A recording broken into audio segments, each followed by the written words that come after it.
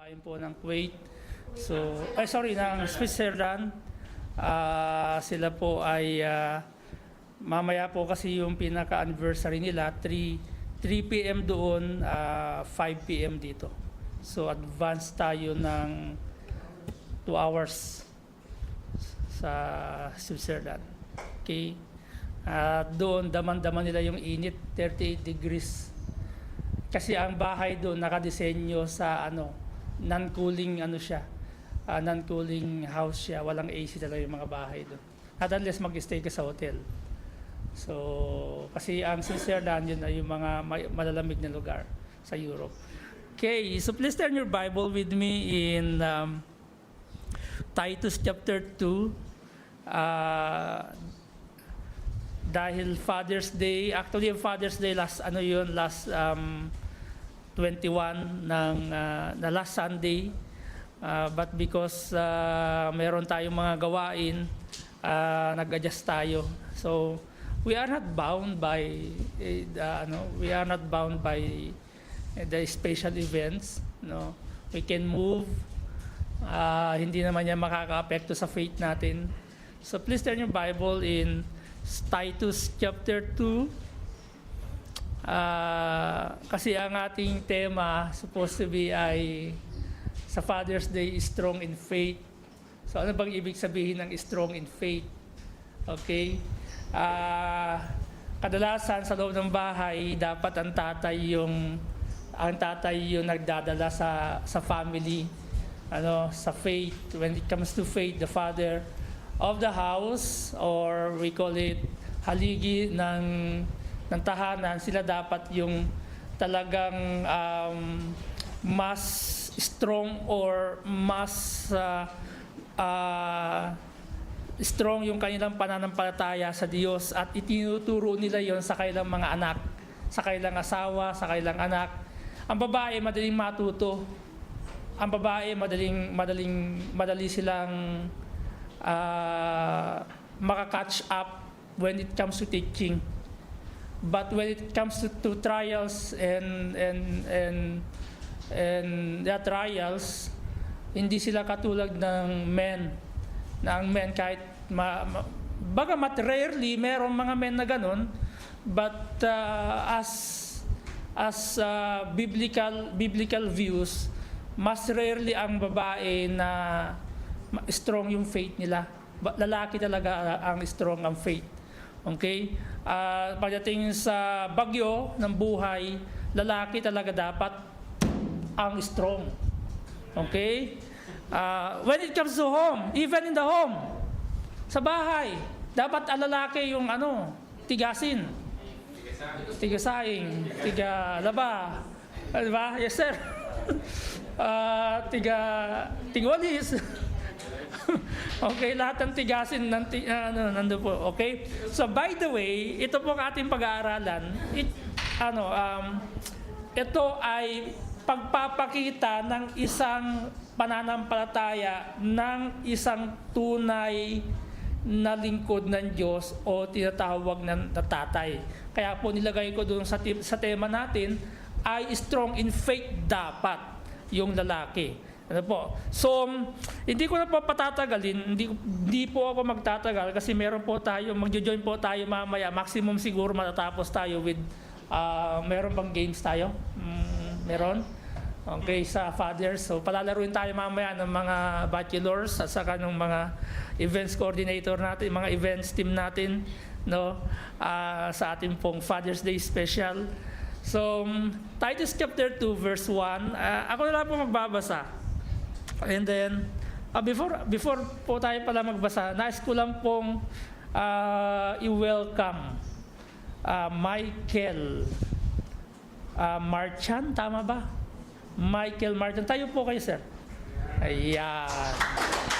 Okay, siya po ay invited ni Sister Judy. Okay, I think siya yung kapartner mo. Okay. Welcome, Kuya Michael, sa Christian Baptist Church. Masaya kaming kasama ka ngayon.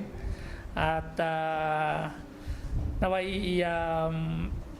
ituring mo itong pangalawang bahay mo. Okay? And we are happy to see you, to have you. Okay, thank you very much. Okay, so siya po ay malapit na po yung kanyang birthday, November 3. Okay? Paghandaan po natin dyan, no? Pwede tayong maghanda dito sa labas. Kasi malamig naman na yun eh. November. Medyo winter na yun. Okay, so welcome ulit Michael sa ating gawain dito sa Sharjah. Okay, so kung nandiyan na kayo, I would like you to open in Titus chapter 2. Hindi po tayo magtatagal, but speak thou the things which become sound doctrine. Ba't tinutukoy ni Pablo dito kay Tito? Actually, ang kausap ni Titus, ni Paul dito si Titus, yung kanyang disciple na si Titus sa Cretan. Hindi si Kuya Ethan, Cretan. Ito po ay isang lugar sa Greek na kung saan ay sila po ay mahilig po meron po silang superstitious belief. Ang kailan pong superstitious belief ay sila po yung tawag diyan, yung nagda-diet, yung bang para yung desire ng lust nila ay ma-attain nila, yung pagpipigil sa sarili. But actually, that is true. Kailangan dapat meron tayong ganun, pagpipigil sa sarili. Okay? At isa pa, ang problema ng mga taga-Christians ay sila ay nabubuhay sa untruthfulness naman. It can refer to lying. Okay? Pagkausap mo sila, akala mo sila ay totoong mga tao. I'm not saying hindi alien sila. Akala mo totoo yung sinasabi nila. Okay, they are lying. Okay, they are untrue. Mahilig silang mandaya. Okay? At sa verse 1 kasi, chapter 1 verse 16, kung mapapansin nyo dyan, they profess that they know God, but in works they deny Him, being abominable and disobedient, and unto every good work reprobate. So kaya ang bilin ni Pablo kay Tito ay magsalita ka o magturo ka ng speak thou the things which become sound doctrine, yung totoong salita ng Diyos. So marami kasi ngayon nagtuturo, hindi naman totoong salita ng Diyos yung tinuturo eh. Puro lang ang tinuturo yung I'm not saying wrong yung praise the Lord. Ang tinuturo yung mga motivational, they are motivational speaker. They don't even teach the word of God. Ang tinutukoy dito ni Pablo kay Tito, sabihin mo yung salita ng Diyos. Ituro mo yung salita ng Diyos. Ituro mo yung ebanghelyo nakakapagligtas at nakakapagpabago. Kanina, I'm very alert dun sa sinabi ni Brother Benji. Yung parable na perceive ng mga scribes and priests na para sa kanila yun. But ano yung respond nila doon sa parable, sa sinabi ni Jesus Christ? Ngayon, anong respond mo when you hear God's words? Kung mapapakinggan mo yung salita ng Diyos na akala mo pinapersonal ka, hindi pala. Yun ay true to you. Now, what is your response to God's words that is true to you? Na totoo para sa'yo. Ano yung tugon mo? Ikaw ba ay babatuhin mo yung magpipreach? Batuhin ko si pastor. Kasi tinatamaan ako ng salita ako yung pinepersonal na ako ni pastor. No. Actually, yung ginawa ng Panginoong Jesucristo sa Matthew chapter 20, isa parable patungkol dun sa mga priests and scribes.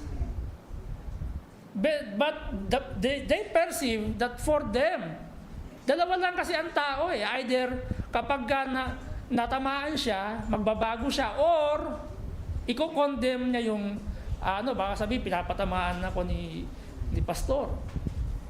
So yun ang ituturo ni Titus sa mga taga-Cretans o sa mga taga-Creta o taga-Crete. Okay? Ulitin ko, itong lugar sa Crete, ito'y lugar sa Greek. Okay? Sa Greek. So, verse number 2. Now, listen very carefully sa mga tatay, especially to you, to me. That the aged man speaks of general, either you are lolo, you are father, you are old enough, matured, okay, to be father or not. Halimbawa, single ka forever, you are matured, in generally speaking. Sabi ni Paul, that the aged man be sober, grave, temperate. Look at the word third, sound in faith or strong in faith, in charity, and in patience. Ito yung mga characteristic dapat ng mga tatay.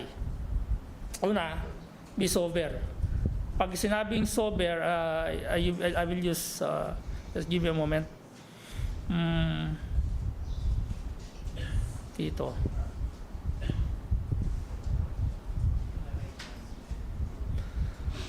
Sabi dito, simple in their, hindi pala, ibang ano pa yun. Sober-minded, ba yun? Active, okay, dignified, okay, dignified, may dignidad, yung tatay. Hindi yung walang dignidad. And then self-control. Okay? Yung mapagpigil.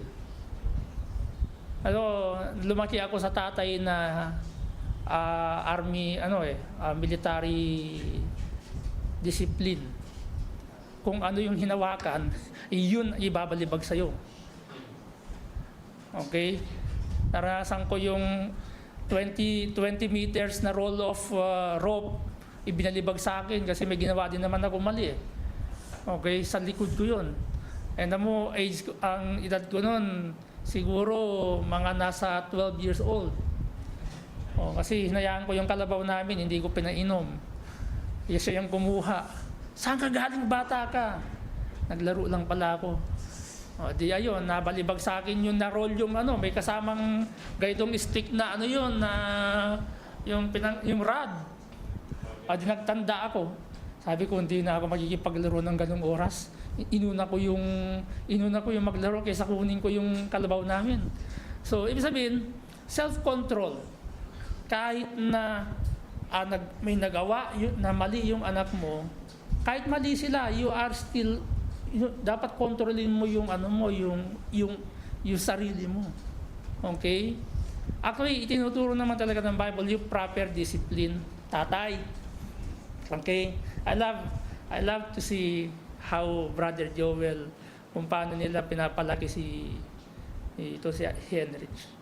Isang tingin lang yata, napapayakap si alam niya isang tingin lang, alam na ni Henrich na mali siya. Nakikita ko, why I observe that? Kasi nakikita kung paano magpalaki sila. Yayakap, pag may mali si Henrich, yayakap kay Brother Joel. Tama ba ako? Correct me if I'm wrong. Tama, right? Hindi yung napapalo, pero pa lang, pag ng bata, na-discern yung mali siya, yayakap siya. And then what? Anong next na sasabihin niya? Sorry. Tama? That's a good idea to I'm not saying that's wrong, that's good. Actually, if you can adapt it. Basta isa sa ikabubuti. Okay? Yung isang tingin lang, wala nang hahawakan yung tatay kasi pag may hinawakan, ay iba na yon. Matigas na ulo mong anak ka. 'Di ba?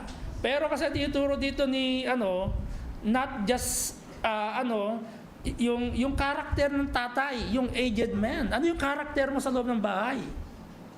Kasi baka naman tatay ka, pumupunta ka sa simbahan, pagdating sa loob ng bahay, sa loob ng kwarto nyo, iba ka.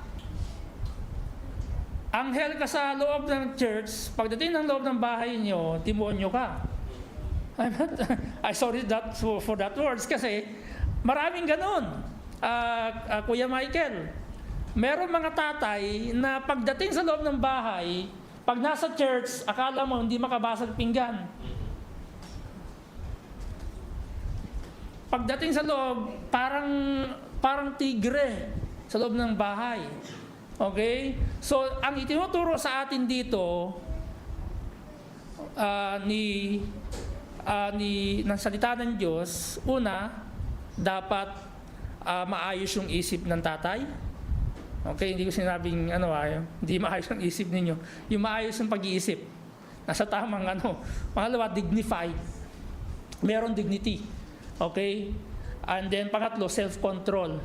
And then pang-apat na karakter, meron dapat ang tatay sound in faith. When it comes to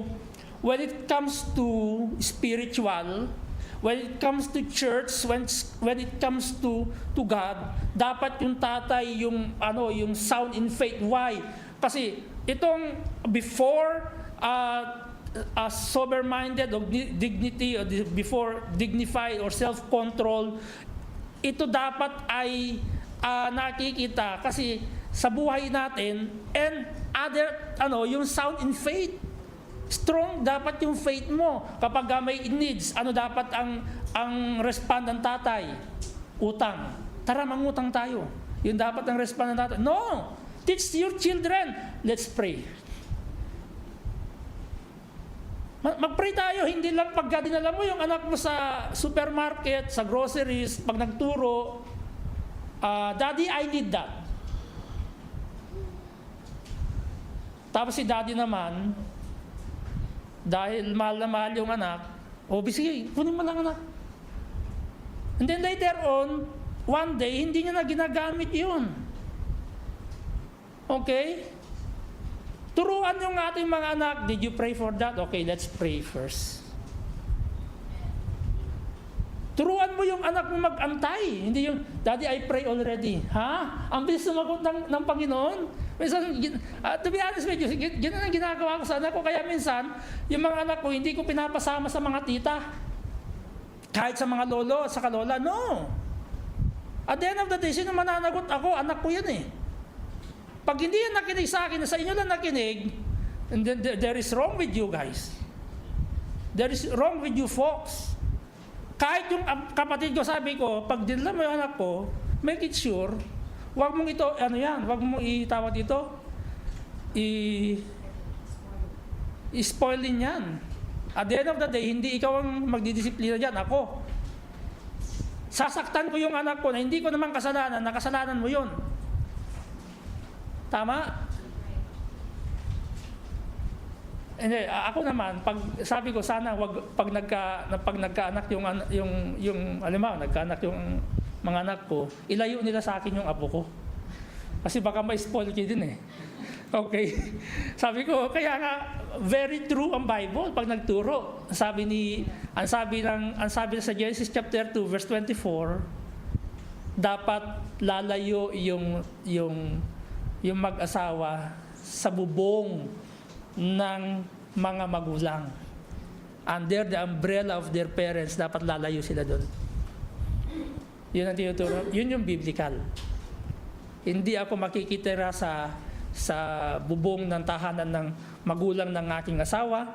Likewise, yung asawa ko, hindi ko ititira sa bubong ng Pag bakasyon, okay lang yun. How many? 1 buwan, 2 buwan, okay lang yun. Pero doon ako titira, hindi siguro. Nung nasa Mindoro ako, gustong-gusto ko ng umalis kasi ayokong syempre, 'di ba? Hindi dahil sa ayaw ko sa mga magulang ng asawa ko. Okay. Kasi may spoil kami lahat doon eh. May spoil yung 2 anak ko. Ganoon din sa side namin, may spoil yung 2 anak ko. Kaya ayaw ko ng ganun. Okay? So sound in faith, turuan natin yung mga anak natin na first priority yung mag-pray, Panginoon. At kung kalooban mo, turo mo, anak, kalooban ba ng Panginoon na para sa'yo yan? Yung laruan na yan? Kalooban ng Panginoon, pray ka muna. Ask God for financial, if His will, or if that necessary to you, or mayroon bang mas necessary na needs mo. Pero pag pagkain, go ako eh. Pag pagkain yung hinihiling ng anak ko, go ako. Pero pagdating sa laruan, pinag-iisipan ko muna. Pag-iisipan mo muna, anak. Pero pag gamit sa school na kailangan, go! Needs niya yun eh. Diba? So, dapat nasa atin yung control. And then, in love. Okay? Tatay, mahal mo ba yung anak mo? Kasi kung mahal mo ang anak mo, disiplinahin mo. Huwag mong i-tolerate yung ginagawa niya mali. Okay?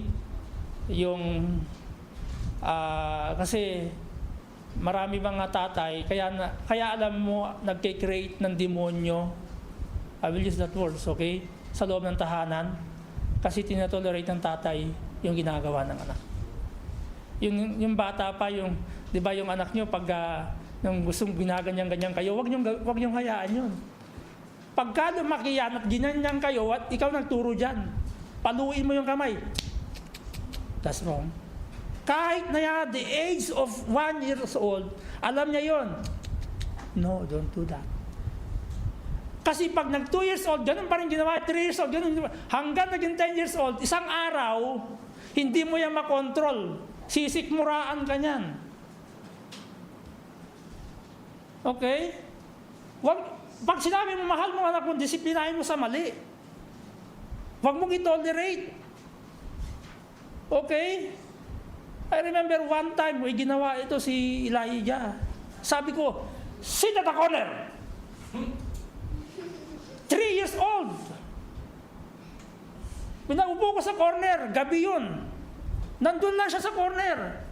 Inaantok na siya, ayaw niya humiga sa tabi ko. Naawa ako.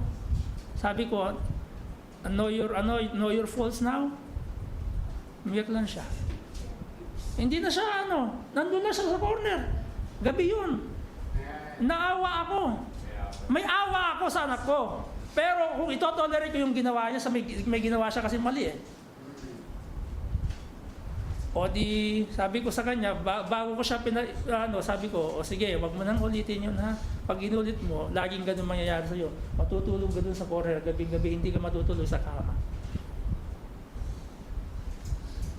Umaganyan na siya, nantok na siya. Pero ako, tatay ako eh, syempre, ayaw kong talugan yung anak. Gusto kong i-observe.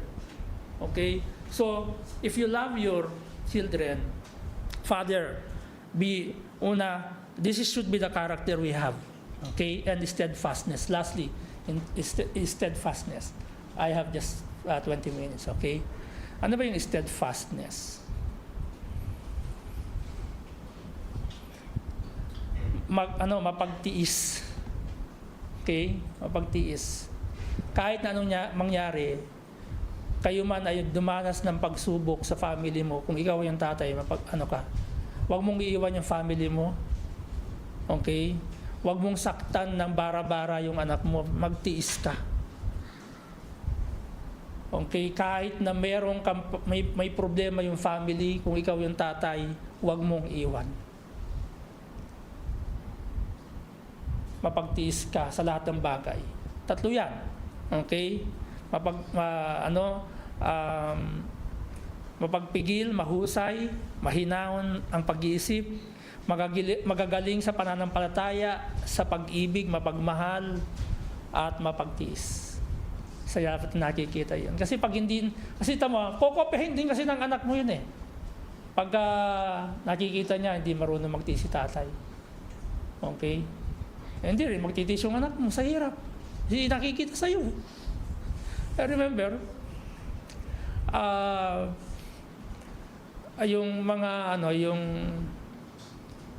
meron kasi dating nagsalita sa atin dito na isang pastor na actually tinuro niya yung parang copy paste kung ano yung ginagawa niya, ginagawa ng anak niya.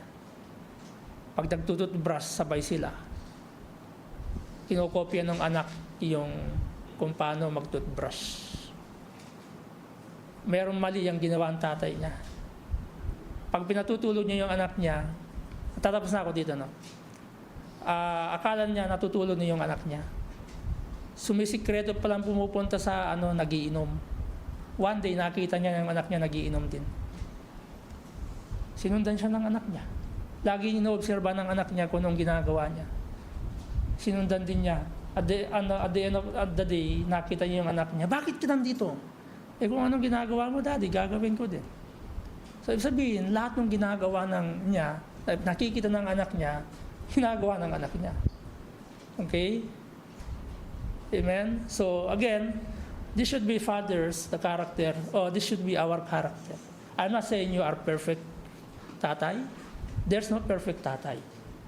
But if you are biblically, living biblically in sound doctrine, you can prevent yung sinasabi ni Pablo na may mga anak na suwail, may mga anak na hindi marunong gumalang, mayroong mga anak na mayayabang, na sila pa yung mas magulang sa mga anak, especially pag nagtapos na yung mga anak. Sila na yung kumokontrol sa mga magulang. Nakakaawa yung mga magulang na gano'n. At the end of the day, parang sila na yung tatay, hindi na yung tatay nila. Kahit na sabihin mong walang trabaho, tatay mo, ikaw na yung may trabaho, excuse me. Okay? Utang na loob mo yung buhay mo. Sa tatay mo, sa kasananay mo. Happy Mother's Day din. Naidamay kayo Mother's Day. So that's all for today. And let's pray. After this, games na tayo, di ba? Okay, let's pray. Father, we thank you for this opportunity you have given to us as a pastor and as a father, my brethren na mga tatay, Panginoon, dito. At magiging tatay pa lang. Nawa, Panginoon, palakihin po namin ang aming mga anak in biblical views, not the views of this world. If we love our children, we should to share to them the gospel.